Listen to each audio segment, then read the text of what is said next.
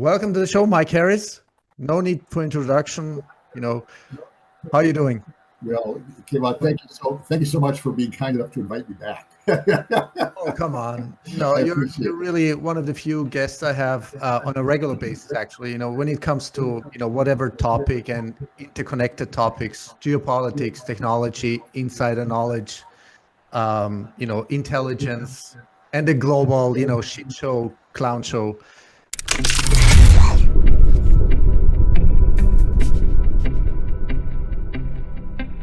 All right, Mike, we're back on. I turned off my video. I'm going to mute myself. So, Mike, just kick it off.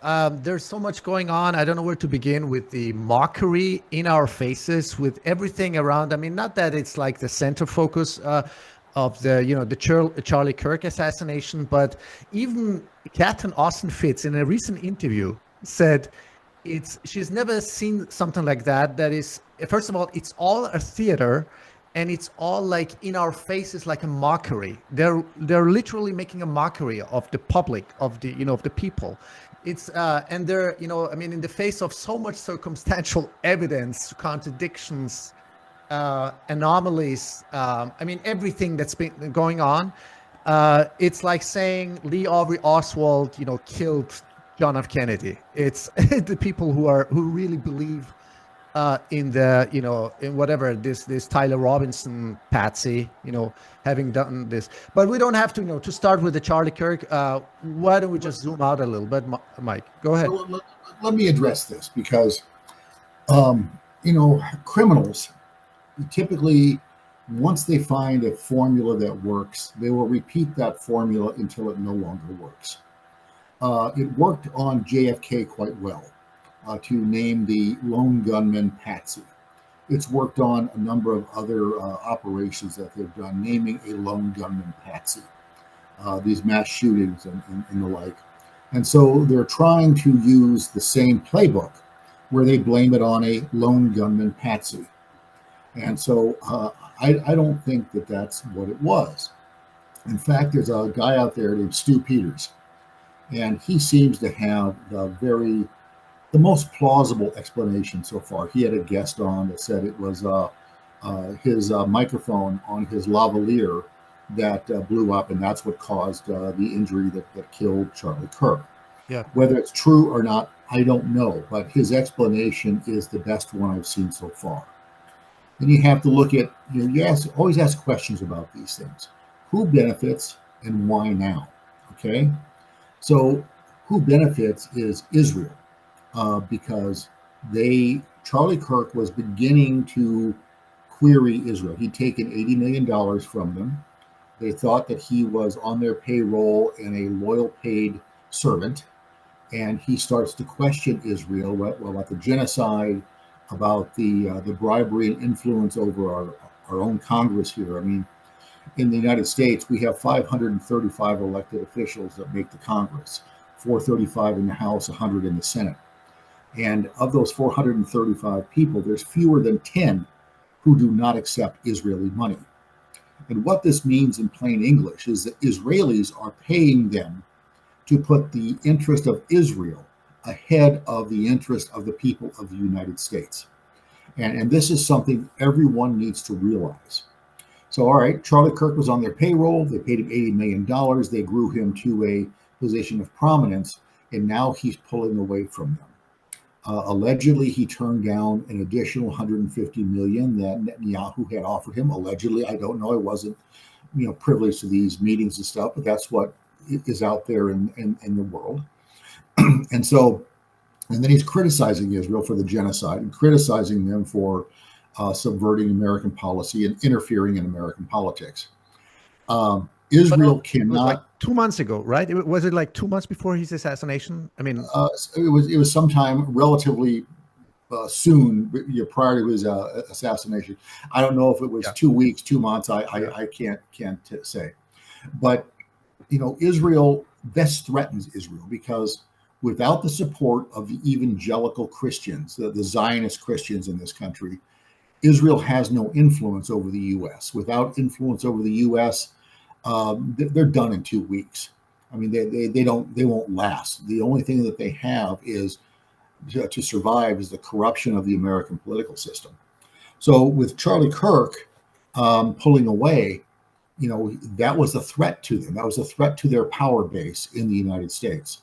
So that is a prime motive for why Israel should have or would have wanted to assassinate him. Okay, I have to be careful with my words here, but like I said, this is all hypothetical. And so you look at these things and you say to yourself, okay, that was pretty awful. They killed this guy in public, but what that message also did is every other person, influencer, public figure that has accepted money from Israel is now afraid to speak their mind and say Israel's wrong. They're committing a genocide. Israel's wrong. They're bribing and influencing illegally American politicians. AIPAC should register as a foreign agent. All of these things that would damage Israel. And so they sent a message so that no one else is going to raise their hand and say, yeah, I agree with Charlie. He was right. They are doing all these terrible things, and they are screwing the American people. And this is what Israel's doing. So they had to shut that off, and they had to silence the thousands of other people out there who influence American public opinion. And so anyone else is going to have to really think. I mean, it worked on American presidents. I mean, no one has opposed Israel since they blew JFK's head off in broad daylight in Daley Plaza in Dallas, Texas. So it's an effective technique for them. It's something that they do. Now, the thing to watch for next that will confirm Israel as the perpetrator on this is the fact that suddenly they're going to memorialize St. Charlie Kirk, Israel's best friend forever. And we're already seeing the beginnings of this. This Ben Shapiro guy, who is another Zionist shill, pretending to be a conservative, pretending to be an American when really he should have Israeli-only citizenship, not American citizenship. And they tried to put him in. That got some pushback. What's his name? Charlie's wife, Erica. They're going to pay her a fortune to be the most dedicated Zionist you've ever seen in your life. She's going to just love these people, and she's going to build the legend of St. Charlie Kirk, the best friend of Israel forever. And so that's what Israel accomplished with this assassination. That is my hypothetical opinion there. So Yeah, because you mentioned just Eric. I think what's her real name? Franzwe or France? I think France. Yeah, it was something. She was a Miss Arizona. But the whole background of her story and her parents with Raytheon, the military-industrial complex, the private it's very, very, very weird, very strange. It's like it's like the proof is in pudding almost. Well, you look at things like this, and you look at a very attractive woman like that. Who else would make a better handler for someone who's going to be positioned to go into a public office, perhaps be president of the United States? Who is better to handle that man than the woman he's sleeping with, his wife, his best friend, the mother of his children? And so if there's a trust issue, it's there that a bond was created. And if she was nothing but a plant in there to shepherd his career going forward to the way that Israelis or other powerful interests within this country wanted, she was perfectly positioned for that. And so that's, these are my conclusions. Yeah. I mean, it might sound a little bit strange what I'm going to say, but the more video, clips or excerpts or whatever evidence comes out, like, have you seen this video where these security details, which is by itself the whole security detail, where they come in, where they go out, the whole contractual thing behind in the background. Anyway, it doesn't matter. But the moment he got, imploded or shot, one of them jumps in, he pushes Charlie Kirk literally from the chair, and you can see there's a zoom in while he should be he should be at least unconscious or dead or whatever, and he's raising his hand, and the other security detail, one of the other who's pulling that thing in his shoulder, he starts smiling. It's like, I don't know. Is this? I mean, I'm just speculating. Could this be a theater? Like I said, the whole incident was recorded on video by multiple angles, Yeah. and many people out there are doing their best job at trying to analyze what happened and where. It does appear that the brown shirt man was the guy who pressed the detonator, if indeed it was an explosive. Now, I want to remind people that is that within Israel's capability. Remember, they're the ones who turned pagers into bombs and decapitated Hezbollah and many of the Iranian leadership there. And so, are they capable of that? They absolutely are. Of course. Yeah. And so, the whole thing, that's a whole nother discussion how they did that. But yes, are they capable of it? Yes. Is that a feasible explanation? Yes. And I have to give credit to Stu Peters for finding the guest who identified that. And like I said, I'm a fan of Stu Peters, but like I said, we can't trust or believe anybody. And I like Stu Peters because he is so outspoken against the Israeli and Jewish influence over our country. He is truly outspoken about that. But I also look at it, and I look at, who funded the Nazi movements in the United States for decades. That was the Jews, because it was a great fundraising tool among their own people. Oh, we have to fight the Nazi threat. You have to donate to B'nai B'rith or whatever organization has got their hand out on this. So I look at Stu Peters and say, okay, is he as adamant as he is in order to create fear within the Jewish community so they can keep their internal fundraising efforts open? So like I said, I don't trust anyone. I examine everyone to the best of my ability, and I always ask who benefits, why now? And so those are questions I want everyone to ask themselves when they see these big public events like this. Those are the two questions you have to ask. And if you could answer those questions to your own satisfaction, then you probably have your answer. Now, not that we all can't be fooled. Everyone can be duped. Okay. All of us. It's happened to me. It's happened to you. It's happened to everybody. But we have to be discerning, and we have to ask, we have to be really critical thinkers, because this current war we're in about bullets and bombs, it's more about the war for the mind. It's the psychological warfare that's going on against us. And these things are meant to weaken us, to demoralize us, and to have us as peoples on this planet fighting against each other when we have no relative means or no legitimate reason to be fighting with each other. And so, I want everyone to keep this in mind and make your own decisions. So, yeah. Have you listened to this speech, with Trump and Netanyahu? I mean, it's like, the extent, I mean, we're talking about mockery. It's like, sometimes I'm lacking words, but I mean, putting Tony Blair, who should already have been executed for war crimes, and putting him on a Gaza oversight board or something like that, like for whatever, is it like for the reconstruction of, for the plant, real estate plan? I mean, it's becoming such a mockery. I don't know what to say anymore. I mean, what is this? Well, they want people in place they can trust.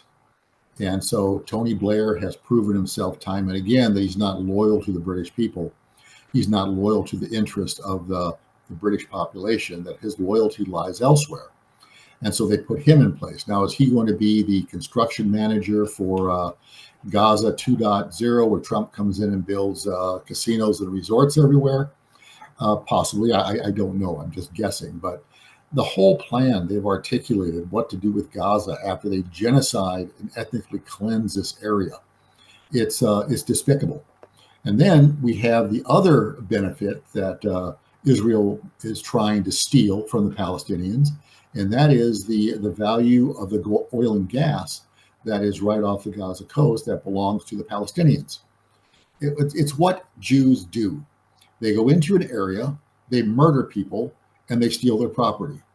You can watch this, go back to the Armenian genocide, go back to the Bolshevik Revolution. Back then, the communists would call it collectivization, where they come out and take your farmland, all your equipment, throw you off the land. You live like a peasant, but they steal it. They steal everything. And now in Gaza, we're witnessing this in real time. This is their business model as a people. as these fake Ashkenazi Jews who don't have a drop of Hebrew blood in them. These are not the Hebrews of the Bible. These are not the people that Yahweh led out of Egypt. Those are all Palestinians now, and they're just not the same people. These are some European transplants that came in there pretending they are something, and this all took place in the 9th century under a guy named King Bulan, or Kagan Bulan, if you will. He was the leadership, and they were forced to pick up a religion. They picked up Judaism because if they picked up Christianity, they would subject themselves to the rule of the Christian popes. If they picked up Islam, they would subject themselves to the rule of the Muslims out of Mecca, and they wanted to be independent. And there were very, very few Jews or Hebrews at that time. And so it was sort of an empty space, and they chose it.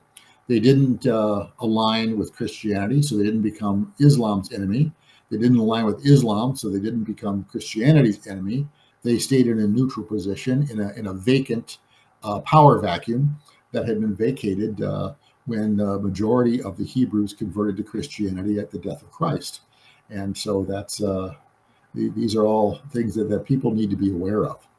And so these people who are occupying Palestine now, who call themselves Jews, who call themselves the heirs to Abraham's legacy, are complete frauds.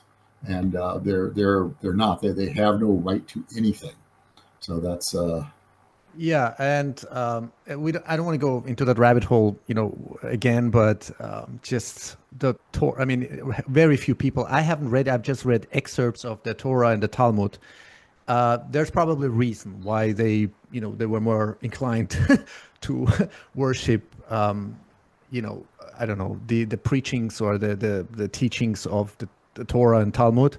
I mean, when you read these certified translations, and even the rabbis, I mean, they literally admit. I mean, it took me a long time, and until I understood, because it's always been said, like, that from Jews, like or rabbis, that they don't want goyims to understand, to know the real truth, what they're preaching.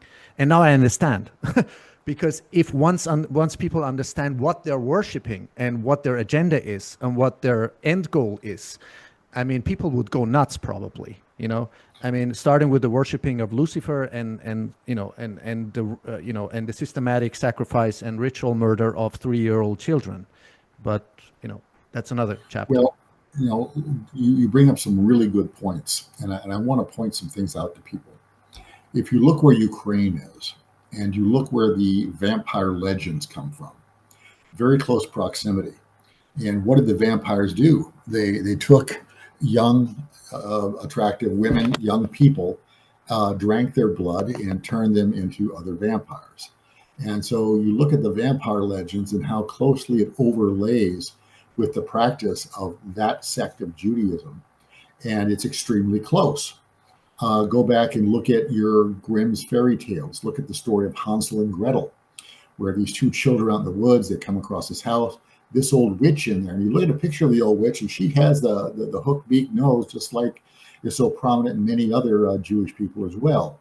And she wants to kill the children, put them in the oven, and eat them. These are warnings to our people, to our Nordic Germanic tribe up here, to educate our children to avoid these people, for this reason, because they're dangerous to be around.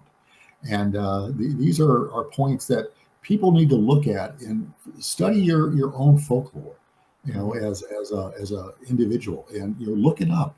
I mean, go read the story of Hansel and Gretel. It's right there in black and white for you to But you should get. read actually the old storybooks from from centuries ago, not the polished one, the refined ones. From because if you go out and buy a new copy of Hansel and Gretel today, it's published by a Jewish owned publishing house, and they're not going to publish the real deal. So you have to go to the historical stuff, at least 100, if not 200 years old, if you can find a copy, or even on the internet, if you can find an unredacted copy, if you will. Yeah. But these are lessons that our people have known for centuries. Mm-hmm. These are not new allegations. I mean, The fact those Jews up in the Bronx who are climbing out of the tunnels that led to the Yeah. sewers, and that they found evidence that was completely swept under the rug. Never another peep Never, about yeah, it. never It discussed just again. shows the power and the control that they have over the legal system and everything else.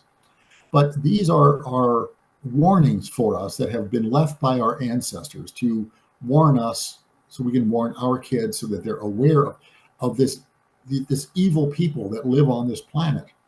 And you look at Netanyahu. I mean, have you seen anything more disgusting and evil than that individual? Is there anything? Is there an uglier person on this planet, just by knowing what he is? I mean, it's hard to find.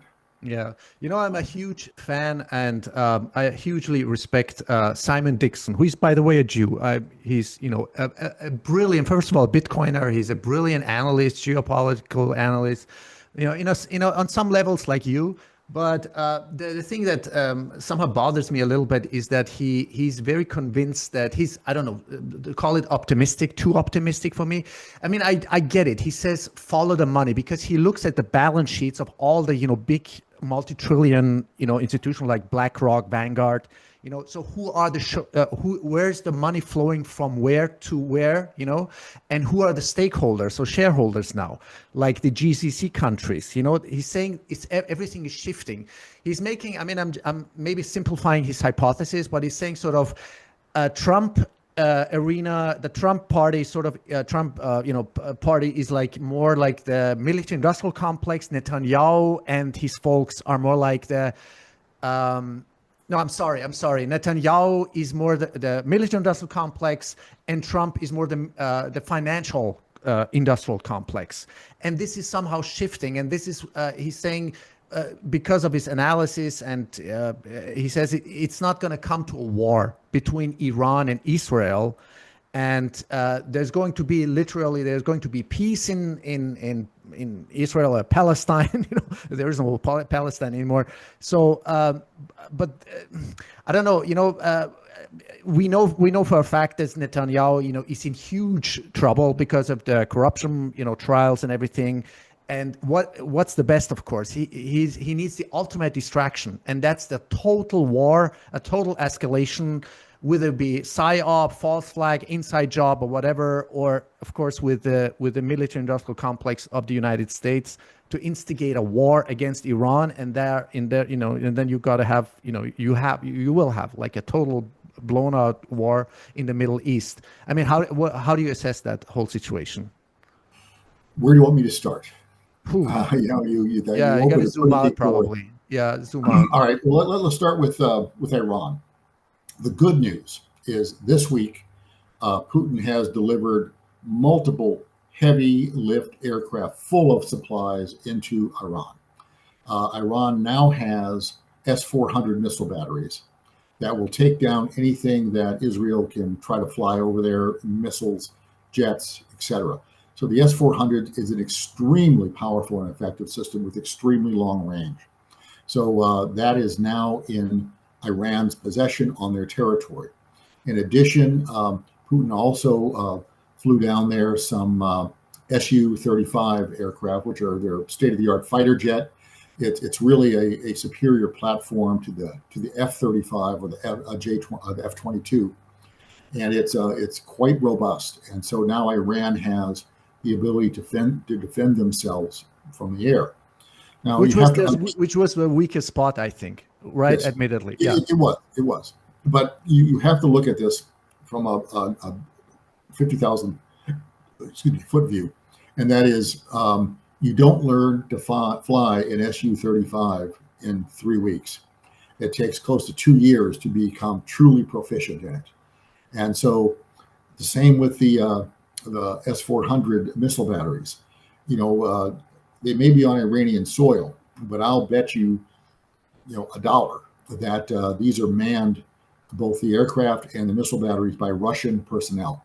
I would be willing to bet money on it because, when I was in Syria back in 2014 and 15 and met with Russians there, and discussions we had about it, is that Russia was willing to help defend Bashar al-Assad because they looked at, if Damascus falls, The next stop is Tehran, and they're going to continue to push forward.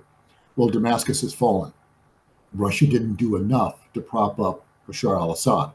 They're not going to make that mistake twice, which is why they're putting men and materials into Iran to defend Iran, because Russia realizes that path through Iran, which is contiguous to southern Russia, leads straight in and into Russia, and they don't want to have to fight an invasionary force on their own territory.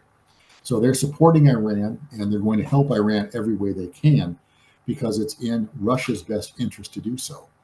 And it's a smart move. It's a very smart move. It's what they need to do. And hopefully, well, they're not going to dissuade the West from trying to win a war. The West is in collapse. The financial system is collapsing. They've issued too much debt. They've issued so much debt that the debtors can't pay it back. In fact, they could repossess everything that that every debtor owns, and they're still not going to have enough to make their balance sheet reach zero. So they need to have essentially a global war as a masking event, so that they can rewrite the books and maintain their grip on power.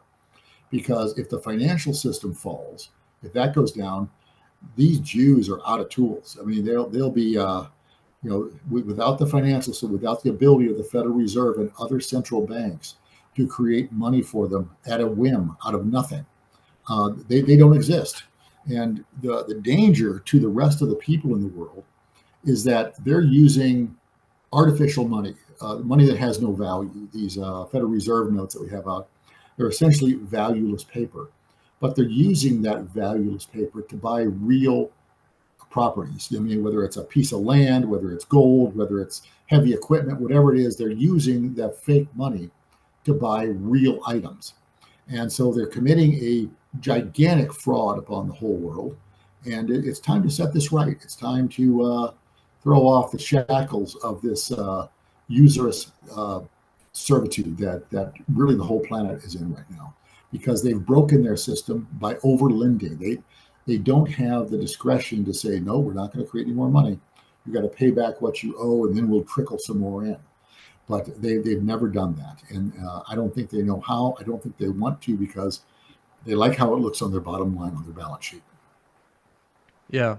By the way, isn't it true that Jewish people don't have to pay interest? They get like interest-free loans or something like.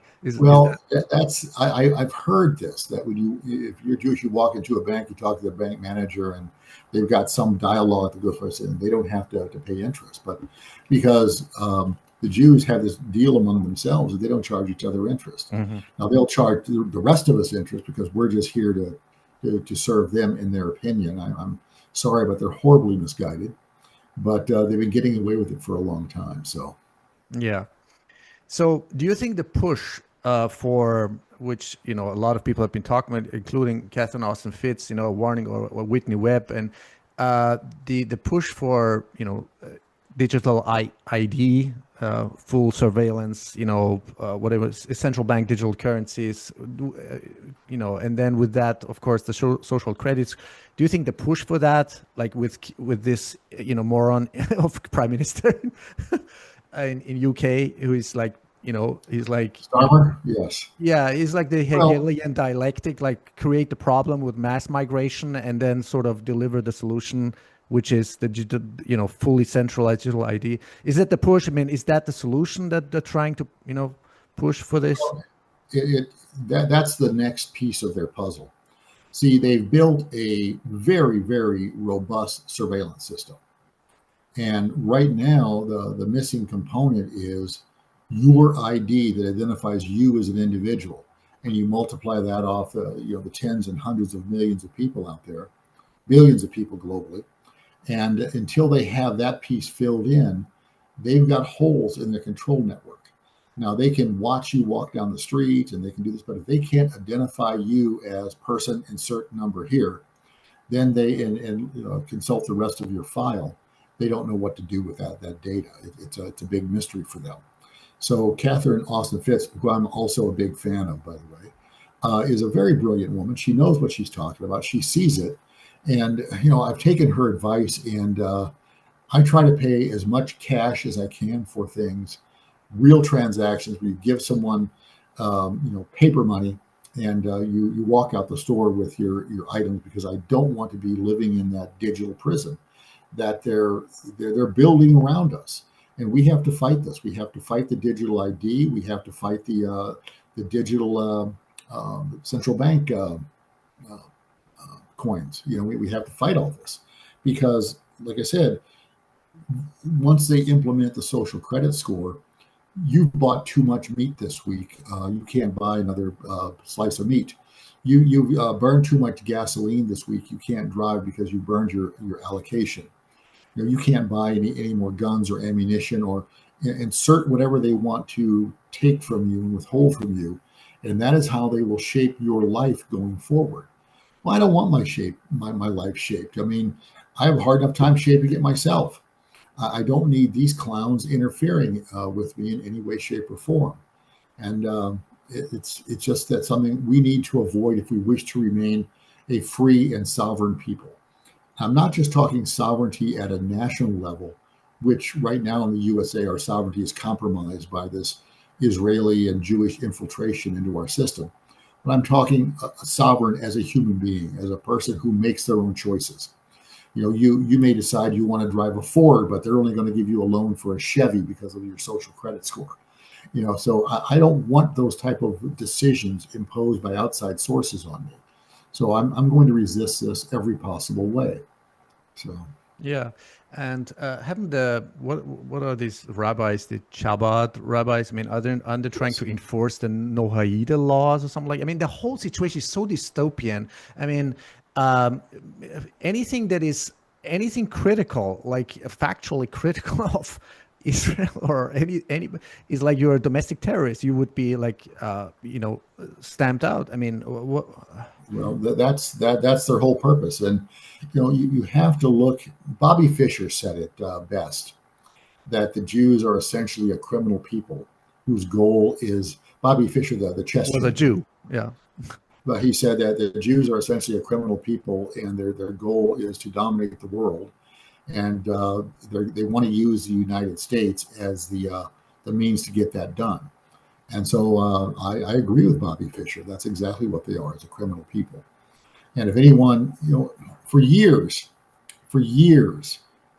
Jews would do something terrible. They would commit crimes, and if you say anything about their crimes, they would scream anti-Semite. Mm-hmm. And that's been a good dodge for them, because the whole hoax, I have to be careful, because I know you live in Austria. These things, Yeah. I don't want to get you in trouble. But anyone who challenges their narrative in any way is considered their enemy, because they want you to believe their bullshit. I mean, if nothing else, the Jews are marketing geniuses. How well they do that, how well they promote their causes, and they've got such skills. I mean, first of all, they're so engaging when you meet them. They're so charming and everything. Meanwhile, they'll slit your throat if they can make a shekel. I mean, it's but they win your trust, and that's when the problems happen with it. So I try to avoid them. Yeah, it's funny, they always repeat, like, they've been pushed or, whatever, kicked out of how many times, like over 1,000 times out of 109 countries, but they never say why. So, yeah. All right. Let's talk about, because we were talking about like central bank digital currencies, AI, I mean, all these political puppets. I mean, they're puppets, but how does Palantir, Elon Musk, JD Vance, do you have a assessment, like analysis, like who is controlling whom? What's the agenda? No, Peter Thiel? I'm still trying to read the tea leaves. It appears that Peter Thiel is very high up the food chain on this. Mm-hmm. The Palantir issue is all of his. I think JD Vance was placed there to be Trump's heir apparent at the end of his current term. And then the Palantir thing will go full bore, and they'll mandate that you have to have a digital ID, and you have to use central bank credits and all this other digital currency that we don't want to use as a people. We don't want to use it. I mean, it's good enough the way it is. And the bottom line is we don't trust these people. You know, they abuse everything that you give them um, access to. I mean, look at the amount of fraud and grift that Doge found before they had to get Doge off the headlines because they were hurting too many people's cash flow, too many people who are close to the government and things. I mean, when you've got people on Social Security who are over 120 years old, Yeah. and they're collecting Social Security and going through this, and someone was getting that check and someone was cashing it. It was going into someone's bank account. Mm-hmm. And there was like 25, 30 million accounts like this. And if you take the average, let's say they're getting, $1,800, $2,000 a month times 30 million, that's a big number every month. And now you cut that money off. Who's getting their yacht and their house and their jet repossessed because they can't make their payments? Yeah. These are things to look at. These are things to watch. These are tell signs. It's just amazing. And the thing is, they say they want to use this for law enforcement. Bullshit. If they wanted to use it for law enforcement, we wouldn't have the cartel infiltration of our banking system to where without the drug cartel money, all of our banks in the U.S. are going to collapse. Chase is gone, Wells Fargo's gone, B of A is gone. All these big banks are going to collapse because they are regularly laundering money for the cartels, and that's become part of the economy. And it's amazing that you look at what happened to China in the Opium Wars, and that's exactly what is occurring in the United States right now.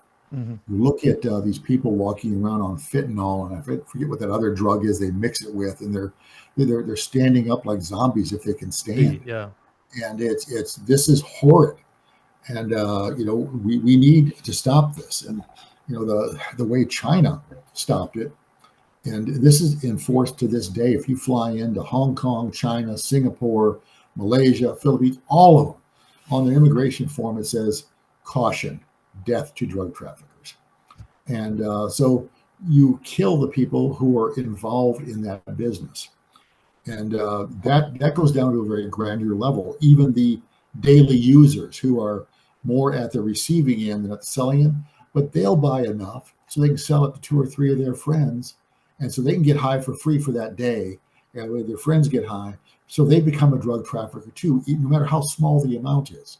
So you can purge a good portion of your population if you adhere to that death to drug traffickers, and you have a no tolerance issue with the amount, whether it's half a gram or whether it's 100 kilos. Doesn't matter how much it is. If you're selling drugs, you're going to be executed, and that's how you end this problem. It worked in China. It works all over the Far East today. They still enforce it. And it'll work here if we have the political will to do these things. And so there's going to come a point in time where the good people in this country will have had enough, and they're going to say, we want change, and we want meaningful change. And you're going to have to take some of these draconian measures, because these people who are on the opioids and the synthetic opioids, they never quit. They never get off. I mean, they can say they are, but they always go back. And it's an endless cycle. So how much money do you want to waste in the rehab industry that is not effective? It doesn't rehab anybody. It cleans them up for a while, whether it's 3 months or 3 years, it doesn't matter. They go back. Yeah. So why do you want to waste money on that when you can end the problem? Right. And you look at the families who suffer from this, you have parents who are elderly now, and their 35, 40-year-old son comes in and robs them. He knows where the silver is. He knows where dad and mom kept their jewelry and stuff. He robs his own parents. Do you think they're going to miss this kid? They may have a memory of him as a child growing up, but they're not going to miss that junkie, that drug addict, that thief who steals from them. Nobody will miss that. And so it's time for the American people, and really the people of the world, to take a much more serious view about this drug problem and what the long-range consequences are. Because you look at the amount of wealth it's transferring out of this country into criminal organizations. Oh, it's on And trillions. trillions, tens of trillions. And I have to blame our own CIA in this country because they're Exactly. Yeah, I involved was in going to it. say that. Yeah. They're involved in it. I mean, you look at the cartel, the Zetas. Now, the Zetas now have members in every cartel, but the Zetas were originally trained at School of the Americas in Fort Benning. And so that's where they were trained as a counter narcotics force to do these things to stop narcotics. Well, there's no money in that. There's a lot more money in the production side, in the supply side. And so, these guys want to live a better life. They don't like living on their meager law enforcement salary, so they go to the dark side. Yeah. So, Wasn't there from Venezuela like a very crazy story? I mean, we're talking about like systemic, intentional, drug, trafficking and production and distribution. Something with Mark Rubio, something organizational company connected to Mark Rubio, and they confiscated. There was once a confiscation of so what do you call it, like a cargo ship, like a big, huge cargo ship full of cocaine or something like that, or other yes. drugs. And there was some kind of linkage to Marco. I mean, I don't know, it's just speculation, but it's Well, just so fucking crazy, the whole you know, the intelligence. thing of it is, um, there's a drug problem in my country, in the United States, because our politicians allow there to be a drug problem. They allow it because they're making money off of it. I had a friend in Cochise County, Arizona. His name was Sheriff Larry Deaver. And Larry Deaver was a very good sheriff, very, very honest guy. And I met him when I ran for governor of Arizona. And he and I hit it off like peas in a pod. Well, they say he had a car accident drunk driving, but I never saw this guy take a drink in all the time I knew him. And his blood alcohol wasn't 0.08; it was like 0.42. It was like hundreds of times higher than the maximum limit. And then the autopsy and accident photos that I saw, his neck was broken. He allegedly rolled his truck off of a dirt road in another county in Arizona, and that's how they murdered him. And so after they got him out of there, because he had a method of enforcing the border that wasn't allow traffickers through, he had a good method.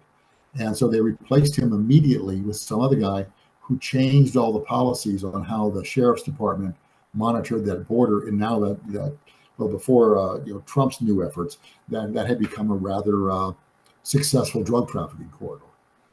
So that's that's just how it goes. I mean, they kill people who get in their way. And this is what really pisses me off about our politicians, because they're gutless cowards.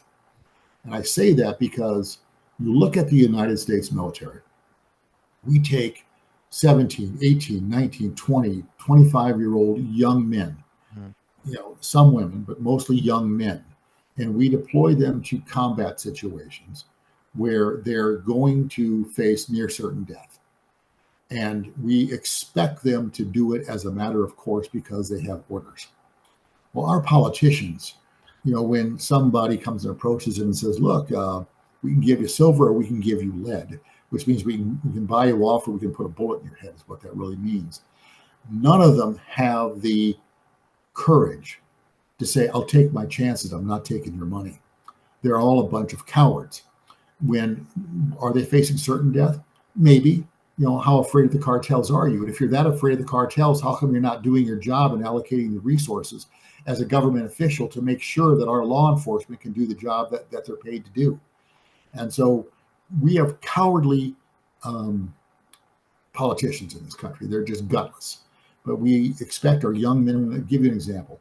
D-Day, Normandy Beach, they knew they were going to take 80% casualties. They have these 100,000 men going to land on that beach. They know they're going to lose 80% of them. Yeah. And we expect them to do it and get the job done. Well, we as the American people expect our politicians to do what needs to be done and get the job done. Mm-hmm. And yet they're afraid. They take a bribe. They threatened it. Well, if you don't take it, we're going to kill your son. Well, you know what? Then kill my son. I'm going to spend the rest of my life hounding you in your organization till it doesn't exist. Because this is the type of men we lack in our government. We lack men with serious resolve. We lack men with a serious spine and a backbone, and who are willing to do the right thing for the greater good of the American people. And that's what is missing in our government. We can see it in Trump. I mean, you look at Trump, and what he ran on and what he's delivering are two very different things.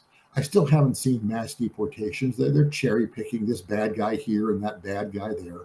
But he was elected to get the illegal aliens, the 55 million of them, out of our country, and to restore it. And he's not doing it yet. He said he's going to end the war in Ukraine in 24 hours. I'll end the war in Gaza. He hasn't done dick. Okay, he keeps waffling back and forth, and I'm just so sad. We got fooled again, Mike. We got fooled again. I hate these people who would say, "Oh, this is like 5D, 7D chess he's playing." Oh, come on. I mean, there's got a point. Okay, maybe until a few years ago, I say, okay, maybe he's really playing 5D chess because of his, his background, his connections. Maybe it's really too dangerous to go into that field like so naively or something like that. But I mean, he's totally controlled and compromised and owned, right? I mean, look at this whole family, all intermarried, and they got, Jared Kushner. It's just like, come on. I mean, there comes a time you can't talk about like 5D or 7D chess or what kind of bullshit, Well, I've always thought the entire Q movement was a psyop. And it was a psyop to keep people sitting on the sofa because we have to trust the plan. Let it unfold. Trust the plan. He's playing 5D chess. Bullshit. I don't know what 5D chess is. Okay. I'm aware of 4D, and that's including time as the fourth dimension. There's up, down, left, right, back and forth, forward, backwards. That's it. There's 3D plus the dimension of time, if you consider that a dimension. But this 5D stuff, this is all crock. It's meant to keep the sheep sitting on the sofa so they're not out in the streets protesting and demanding the change that they know they want and they know they need because they watch their world falling apart around them. So, yeah. All right. I don't want to take up too much time, but I do want to go a little bit transition into that topic because I have like a back and forth discussion, very constructive discussion with my cousin in Germany about, this whole, what do you want to call it? Theocratic, to a certain degree, a very criminal, system regime in Iran. And I mean, I grew up in, during the Shah regime, and it wasn't much better, right? I saw those pictures, where and by the way, the Savak, the one secret service of. Yes, I know exactly who they are. Exactly, yes. Right? I mean, who trained them? It was a CIA and Mossad. And they learned the what do you call it, the torturing methods by from the CIA and Mossad, and he knows some things because he grew up during this during the regime and got out of the country. So we had this back and forth, and I'm telling you, look, I know this, it's all the same shit, but I think this regime, this whatever Ayatollah Mullah, I mean, they have built a very strong military at least, and in my opinion, they are serving sort of as a puffer, what do you call it, like a resistance for now, but they just serve a role, a transitional temporary role, but they gotta go. I mean, we have like 100 million people in Iran. I think 60 to 70% are around the age 30 or younger. So yeah, why don't you just throw off the government? But it takes sacrifice. It takes a willingness. You got to sacrifice a lot of people. It takes, millions of people on the street. Maybe go ahead, but I think they have to go. I mean, they have the huge corruption, the stealing, the executions. I mean, even my uncle from my father's side was executed, whatever. I think he was framed for something like 30 or 35 years ago, by this regime. And I'm not saying, we need a nuanced discussion because I think a lot of things have changed, in the last 30 or 40 years. There are these so-called moderates. And I mean, what is your whole, your bigger picture, like analysis of Iran's regime and the whole, geopolitical, tensions with Israel and everything else? Personally, as an American, I would like to see Iran have a secular regime. As an American, we believe in separation of church and state. In this case, we mosque and state, if you will. We think that those are two separate, discrete functions. But Islam is different than Christianity because Islam is more of a governing system than Christianity is. It has more different rules. Do I agree with Islam on some things? Yes. On many things, no. But I would like to see a more secular regime. Now, the danger in having a regime change in Iran at this time is you're going to have the CIA and Mossad meddling to put a CIA Mossad friendly government in there, one that's not going to meet the needs of the Iranian people. That which is the same problem that they had with the Shah, because the Shah was not governing for the benefit of the people of Iran. He was governing for the benefit of his foreign masters. And that is the danger that I see at this point in time. I think there is a place and a role for the Ayatollah and the whole Islamic structure there, but it's not in governance. That needs to be an entirely separate subject. And you have to have people off the street who come in and run. They don't have to have standing within the Muslim theocracy in order to hold a political position. That anybody can be elected because they're the best guy for the job. And so that's what I would like to see. But there is this huge danger that if there is an attempt at changing that government, that it's going to get hijacked by these Zionist influence bodies, the CIA, the MI6, Mossad, et cetera, that they're going to try to put their guy in there and for their benefit. That's really what the U.S. model has been for a long time. Israel and MI6 follow in. They all ride it on coattails together. So that's really the danger. Now, if you could have an honest election with no outside interference, I think that would be the best of all worlds. But I don't know how to make that happen and keep the bad guys out of the process, if you will. So yeah. And okay, and contrary to people like Simon Dixon's analysis, he thinks it's all gonna go well, it's gonna be a happy ending, and I don't think so. I think they will attempt to a regime change one way or another. Whether it be Netanyahu, all the people behind Netanyahu, they will attempt to, with whatever false flag, inside jobs, whatever psyops, or of course they need the U.S. military-industrial complex for that. I mean, what do you see? I mean, if they somehow, they will provoke a war. What do you see then? Well, let's talk about Iran for a minute, because what Westerners don't realize is how many Iranians, government officials, scientists, business people, have been assassinated through foreign means, going into Iran and killing them in their beds while they're sleeping at night. I mean, this has been going on for a long time. Anyone who has any influence within Iran is in danger, who opposes the Zionist goal of subjugating the Iranian people again. And here's one of the things that the Iranian people need to be proud of, really proud of, and the Russians too, because they're the only two who've done it. You look at the Russians after the Bolshevik Revolution, complete Jewish control, complete. Took them 70 years, but they got rid of it.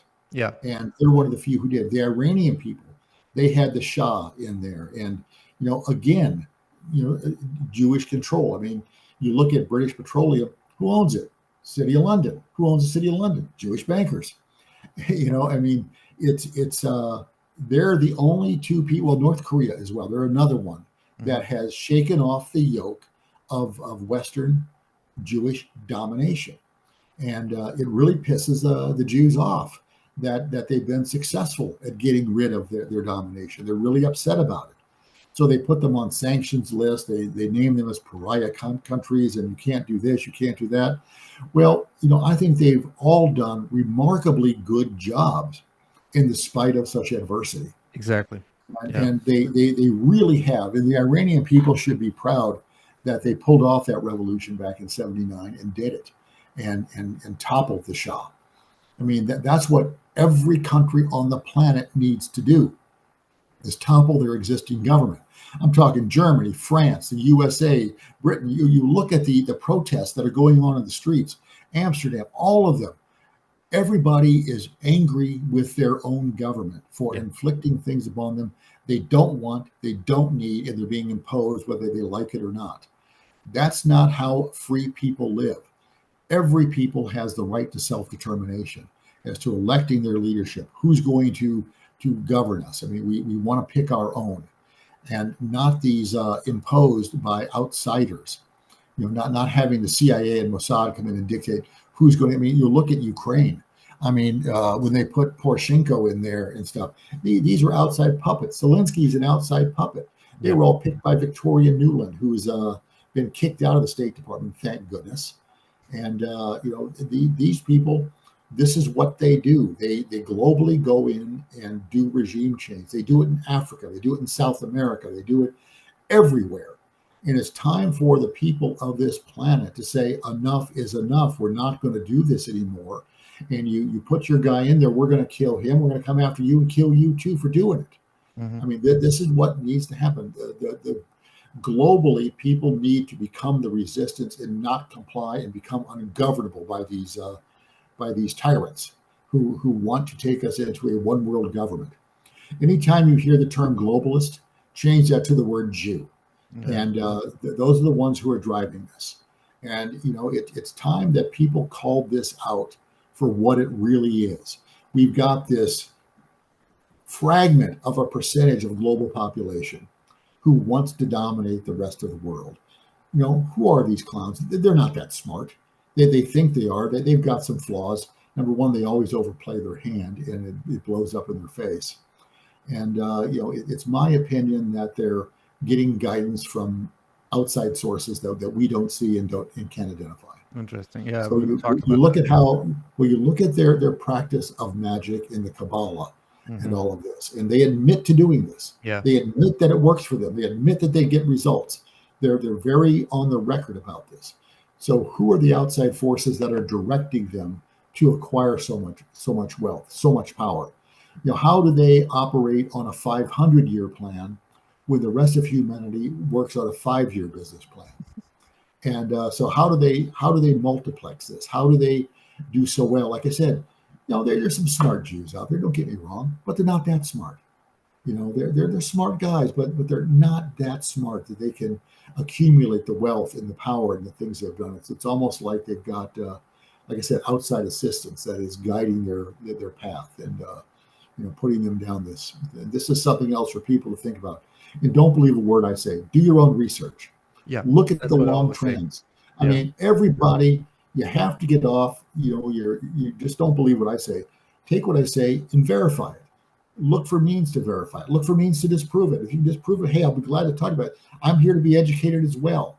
If I've overlooked something, if I've missed, if one of my assumptions is wrong, I want to know it so I can correct my thinking and my calculus going forward. Yeah. Mike, I mean, I've been following some folks who've been for decades doing researching exactly on all these topics, but it takes a lot of time, a lot of commitment. People don't have time, don't have the resources, don't have the books, don't have the sources, and I'm finally after with my 53 years old, I'm like, wow, what have I fucking, because you talk about control. I mean, you've been controlling.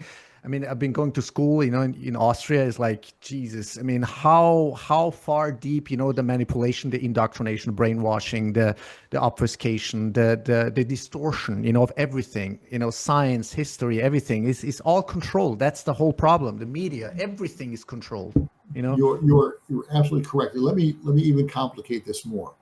All right, so you're the average guy out there. You're 35, 40 years old. You've got a good job. You're working hard. You're working 50, 55 hours a week because it pays well. And you're doing okay. You've got a wife. She might work full-time. She might work part-time. You got a couple kids at home.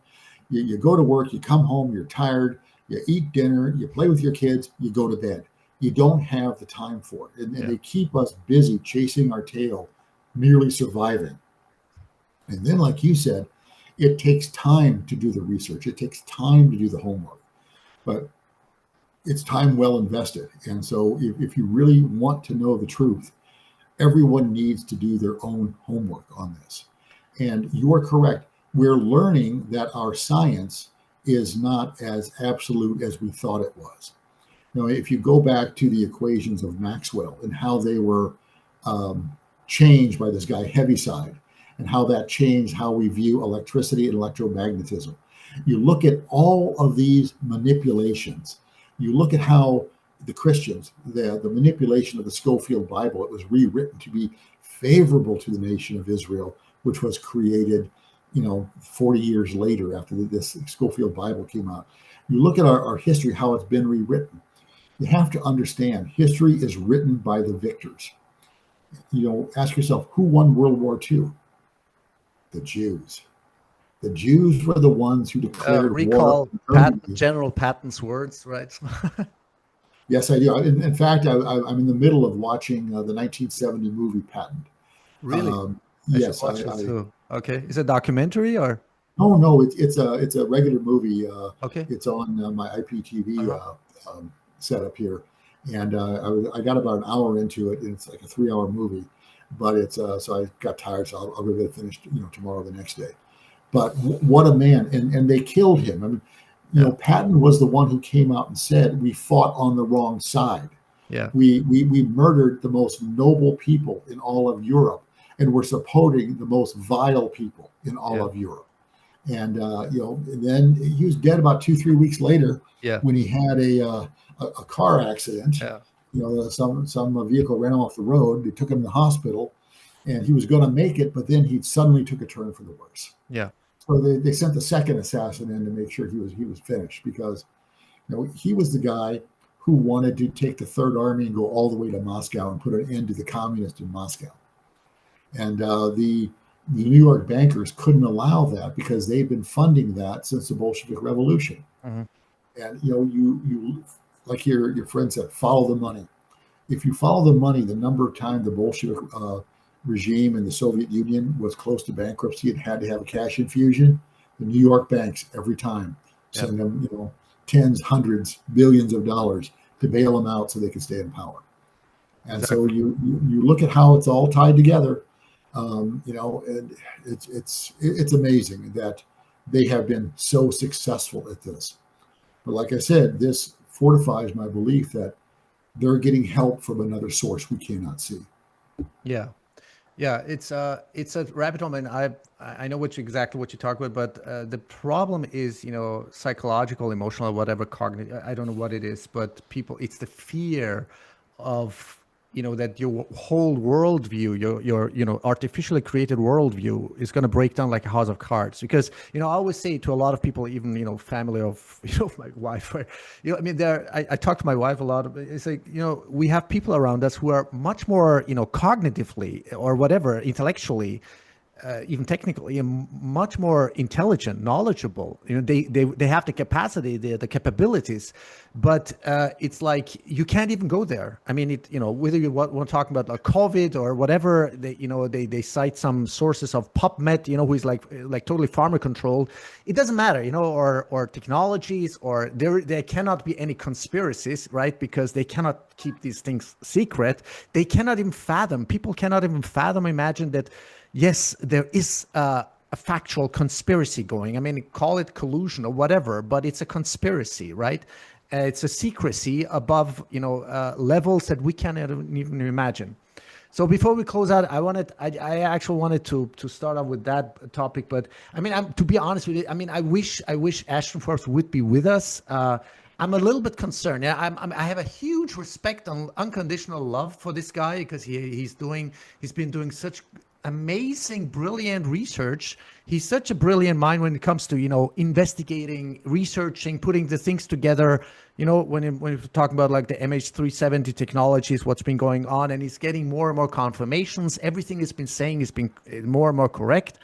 But I've been a little bit concerned lately because he's having some kind of mental, psychological, emotional breakdown. If you question the official narrative of the Charlie Kirk assassination, he goes like into total rant crisis and insults everybody. I don't know what it is. Is it because his adoptive mom and he got doxxed within the context of MH370 research and threatened? Or is it because, I don't know why. I mean, does he really believe in it or whatever?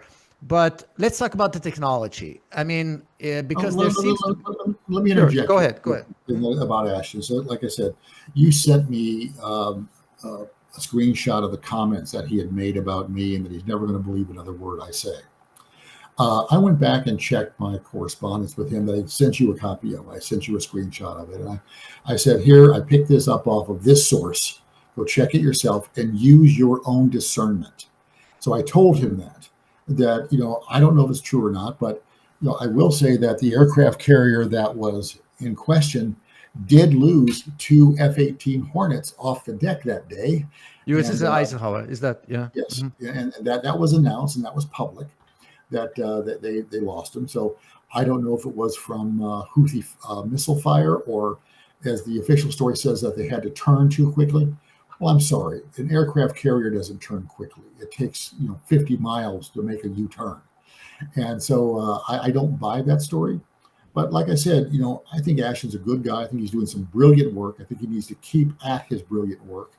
I wish he would expand his scope into other topics more, because he's a little too focused on the 370 issue, which is a good issue. It needs to be looked at carefully. But like I said, I'm not going to get into any kind of a pissing contest because he said I don't believe a word Mike hears. I could care less. Yeah. I mean, like I said, I know what I told him. I have a written copy of it that said, use your own discernment.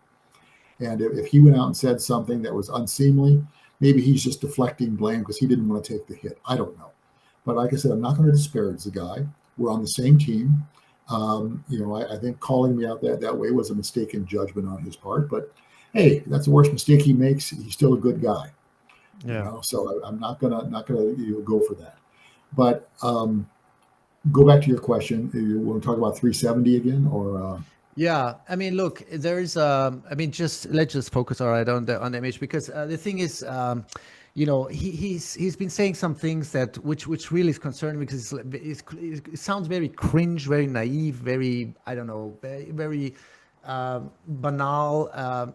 Like, China bad, Russia bad, and he even thinks that the reason that so many Iranian scientists got killed and assassinated is because United States, military did not want them, to find out, about the plasma, whatever, about the technology behind the MH370 and, 0-point plasma technology. And as if, come on, as if the scientists and engineers of Iran for decades, had already been researching this and developing this. I mean, I don't know. As a personal example, I remember meeting with Iranian scientists in Italy for a span of like 5 or 10 years to discuss the state of their research on plasma and other scalar technologies here. So I've been ongoing, and one of my companions was Colonel Jim Hankey, U.S. Army retired Special Forces. I mean, a real solid guy. And he was one of my traveling companions. He was with me in these meetings where we were debriefed by the Iranian scientists that gave us their updates on what is. I mean, it's there. So I know the Iranians have this.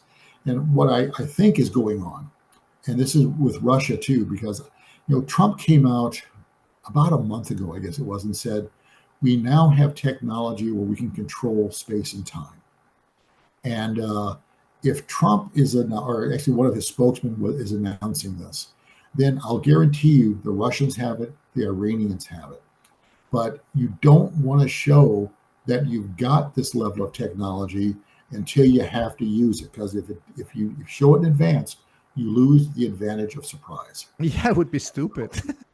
I mean, you really would. And then you've also drawn a target on your back that everybody else in the world is afraid of you, so they're all going to aim their nukes at you. So if you're the first guy out of the gate with this technology, so there's a lot going on there, and we're at a very, very interesting time in humanity's evolution. Yeah, I mean, it was funny. I had sorry. Yeah. Well, if humanity has gained the ability to manipulate space and time, we're living in a new era. I mean, it's all the old rules are off the table. It's all new rules, and no one knows what they are yet. Yeah. So that's the most thrilling part of it.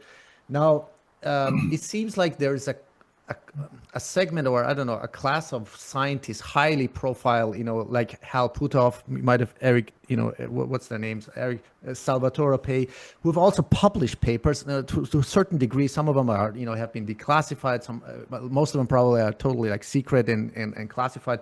But I think this is what Ashton Forbes is really doing. He's doing really the hardcore research. Like putting I give him full credit for all of this. I wish he would not, as you said, he would just open his mind and question everything. The whole structural thing around it. But okay, and who controls, who owns it, who directs it, who steers it. But do you think there's a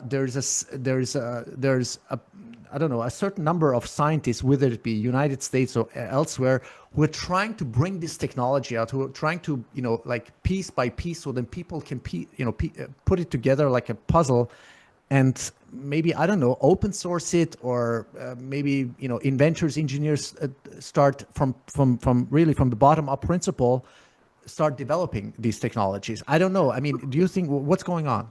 Well, that's the key. In the Western world and most of the rest of the world, we still rely on the copyright and patent system to protect our intellectual property. And that doesn't work in the US, because how many thousands of inventors, scientists, engineers have had their work stolen from them and told you never talk about it again because it's a national security secret. So the only way to handle this type of stuff is, as you stated, open source. Publish this on the internet, make it go far and wide. Don't just publish it 1,000 places on the internet. So they have a big job trying to scrub it all and get it out of there. And then you always have the Wayback Machine, so you can go back and look and capture what they scrubbed. So, that's the way. If we're going to break out of the existing paradigm regarding physics and science and chemistry and all of our hard sciences that we have now, we have to abandon the patent and copyright model and go all open source. Because if you really want humanity to evolve to where we can become a space-faring, star-traveling race, we have to. You can't worry about, I need to make my millions. I'll tell you why. I'll give you another piece of the puzzle here. Let's say you invented some new type of VPN, okay? It doesn't work on conventional VPN technology. It's totally revolutionized. It makes it hack-proof. So nobody can tell where you're from. They can't tell where you're at. It's a new VPN. The minute you announce that, you're going to have NordVPN or Meta or Microsoft or somebody else. They're going to come in and they're going to say, we'll pay you 100 times what your company is worth today. You'll never have, your great grandkids won't have to work. We're going to give you so much money. And then it's off the table and it's gone. Yeah. And it's buried, or it's used in a proprietary manner.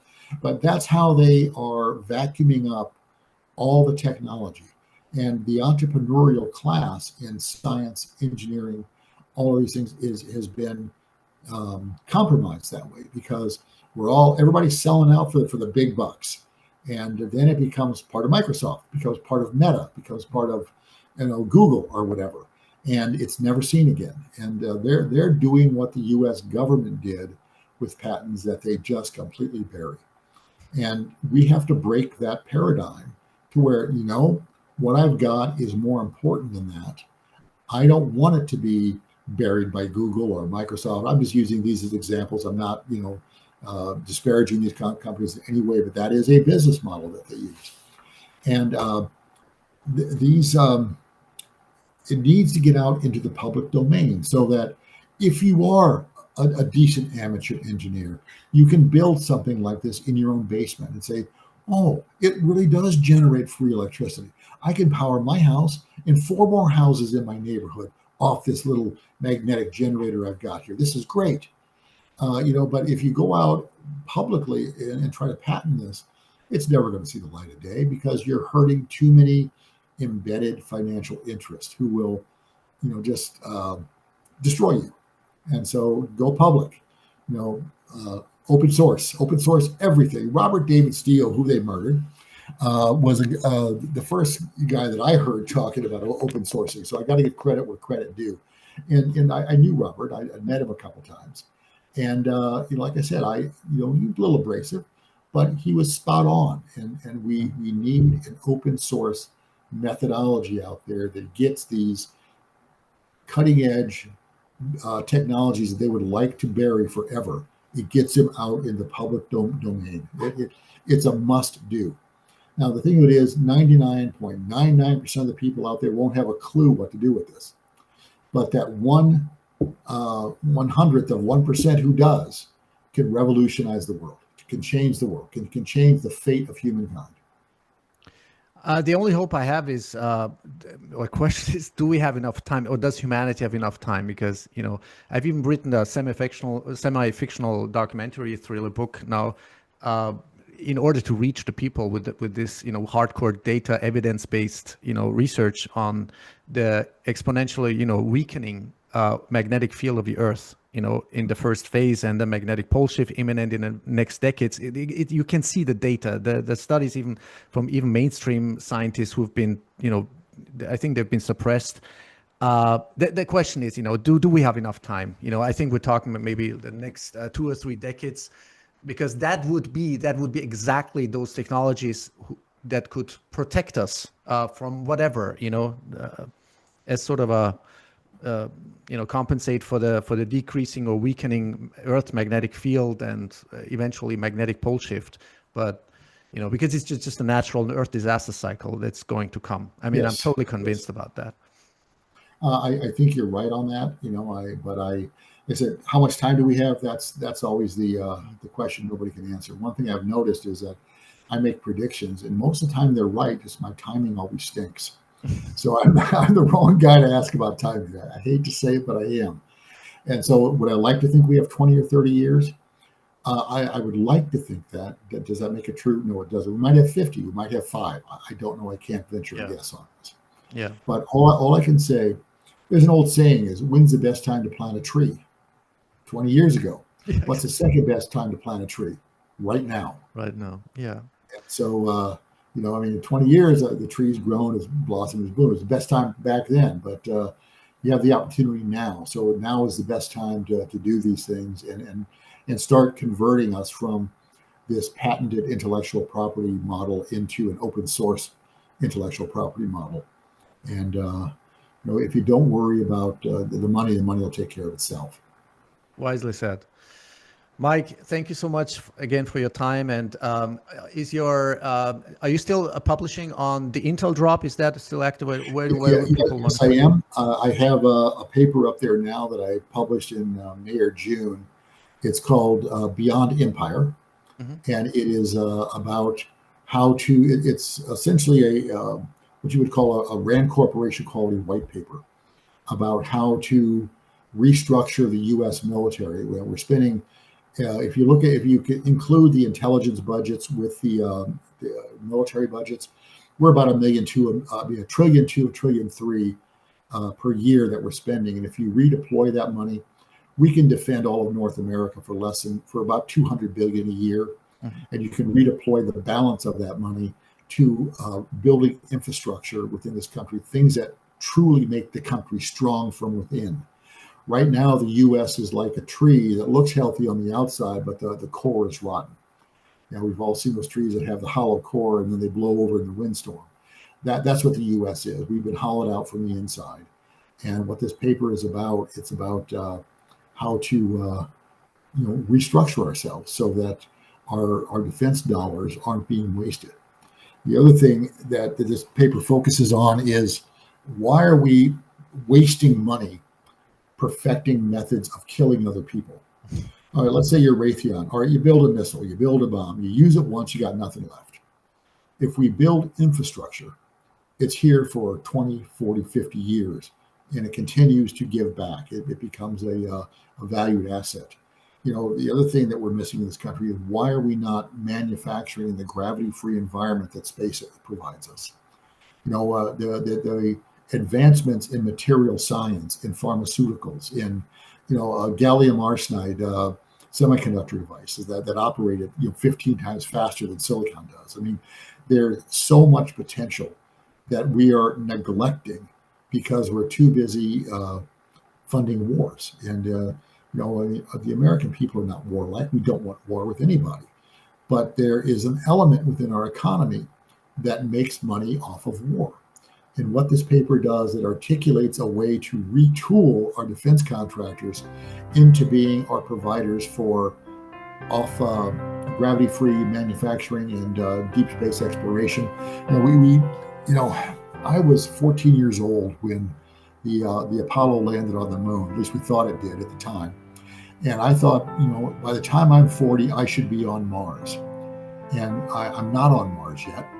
And we're lagging way behind. My life has been a disappointment in that way. But I thought so much more of mankind that we would have maintained the trajectory that we had been on, and that by now we'd be mining the asteroids, and that we'd be, coming home with all these exotic minerals and metals and things, and that we would be preparing ourselves for first interplanetary exploration and then interstellar exploration, and we're woefully behind. So that has been my disappointment in this lifetime. But the technology is there. It just has been suppressed, at least for, if not for the last 80 years, but at least for the last decades. I mean, we can't even imagine what kind of technologies has been already developed, implemented, and used, right? So, anyway, yeah. Well, wisely said. Mike, thank you so much again. And talk soon again, hopefully. Well, thank you so much for having me. It's always a my pleasure and privilege to be here and to address your audience. Thank you, sir. Thank you, Mike. All right. Talk to you soon. Bye.